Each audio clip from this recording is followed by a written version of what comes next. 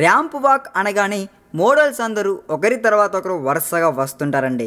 అదే క్రమంలో కరీనా కూడా ర్యాంప్ మీదకి వచ్చింది. అలా 4 అడుగులు వేసుకుంటూ నడిచిందో లేదో కన్నీటి పర్యాంతం అయిపోయిందండోయ్.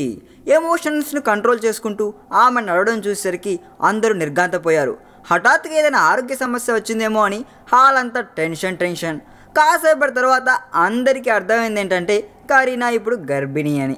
ర్యాంప్ వాక్ అయిన వెంటనే మీడియాతో మాట్లాడుతూ తన కడుపులో బిడ్డతో కలిసి చేసిన తొలి ర్యాంప్ వాక్ ఇది అని చెప్పిందండోయ్.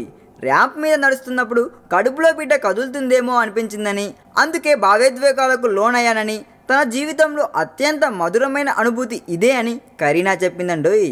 ఒక్కలం కాదు, ఇద్దరం ఒకేసారి ర్యాంప్పై నడుస్తున్నాం అనే ఫీలింగ్ రాగానే అడుగులు తడబడ్డాయని, నోట మాట రాలేదని, కంట్రోల్ చేసుకుందామని ఎంత ప్రయత్నించినా తమాయించుకోలేకపోయానని కరీనా చెప్పిందండోయ్.